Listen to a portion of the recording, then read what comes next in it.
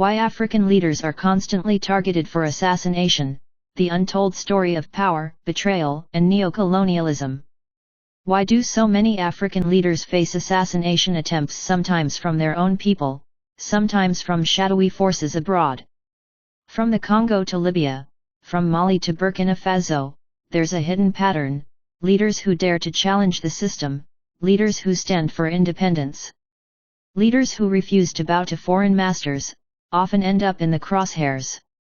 Tonight, we reveal the secret war on Africa's leadership, a war fought with bullets, coups, and foreign interference. A story of betrayal, resistance, and survival. Stay tuned, because by the end of this video, you'll understand why African leaders remain some of the most hunted figures in modern geopolitics. Internal forces, domestic power struggles. To understand the assassination attempts, we must start inside Africa itself. Because while foreign powers play their part, internal struggles often open the door. Rival factions in the military. In much of Africa, the military isn't just a defense force, it's the main political actor. Coups are common, and when power is concentrated in the barracks, rival officers see assassination as a shortcut to seize control. From Nigeria in the 1960s, to Burkina Faso, to Mali today, armies are often split into factions, one loyal to the president, another loyal to their own ambitions. Every failed coup, every mutiny, carries within it the risk of an assassination plot. Ethnic and regional tensions. Many African states were carved by colonial borders with little regard for ethnic realities. One leader may come from one group, leaving others feeling excluded.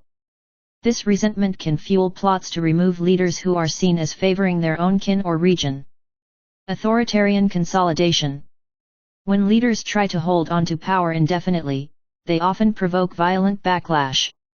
Think of presidents who rewrite constitutions, imprison opponents, or suppress dissent. In countries where democratic institutions are weak, assassination becomes the only term limit.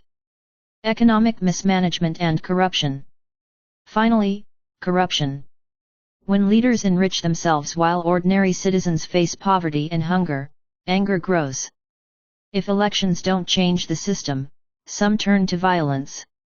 Assassination becomes not just revenge but revolution by other means. External forces, neo-colonial and geopolitical interference. But internal forces alone can't explain the pattern. Time and time again, foreign powers have played a hidden hand, arming factions, funding coups, and even pulling the trigger. Former colonial powers. France, the UK, Belgium, and others still guard their interests in Africa. When a leader threatens to nationalize mines, kick out foreign troops, or demand a fair share of profits, they become dangerous. Patrice Lumumba, Congo's first prime minister, wanted true independence. Within months, he was arrested, tortured, and executed, his killers linked directly to Belgian officers and the CIA. His crime?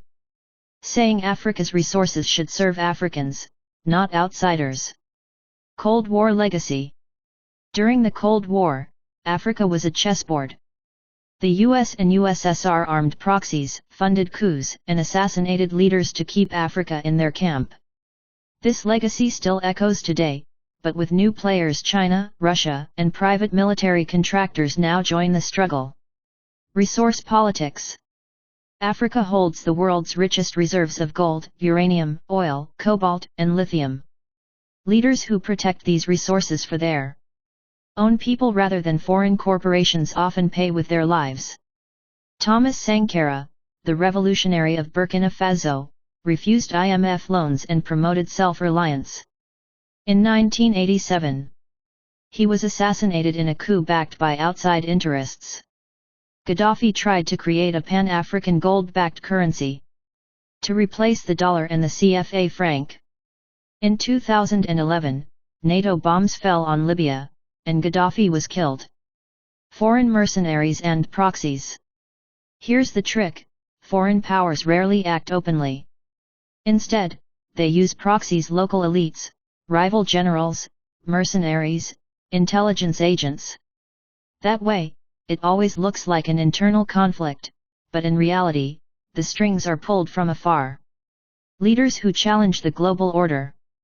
Some leaders are targeted more than others. And the reason is simple: they dare to challenge the global order. Patrice Lumumba, 1961, Congo, murdered for demanding independence in resource management. Thomas Sankara, 1987, Burkina Faso, assassinated after rejecting IMF austerity and calling for Pan-African unity. Muammar Gaddafi, 2011, Libya, overthrown and killed after pushing for a gold-backed African currency. Assimi Goïta, 2021, Mali, survived a knife attack after expelling French troops and embracing Russia. Ibrahim Traoré, 2023-2025, Burkina Faso, a young revolutionary who has already faced alleged assassination attempts for standing up to France and aligning with Russia and China. These are not isolated events. They are chapters of the same book. Africa's fight for sovereignty versus the forces that seek to keep it dependent. Why it continues today. Why, in 2025, are African leaders still hunted? Shifting alliances.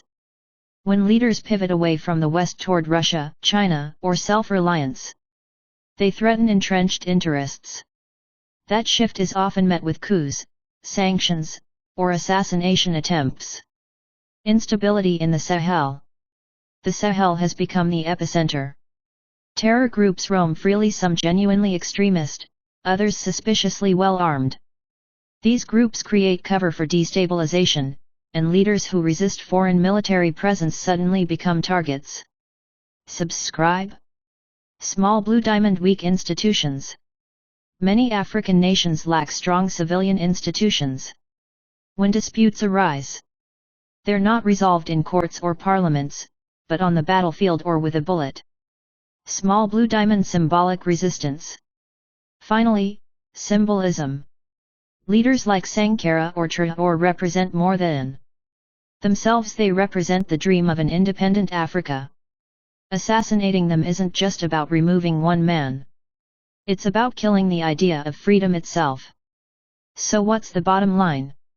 African leaders face assassination because they stand at the dangerous intersection of local rivalries and global geopolitics. Internally, rivals and elites see assassination as a shortcut to power.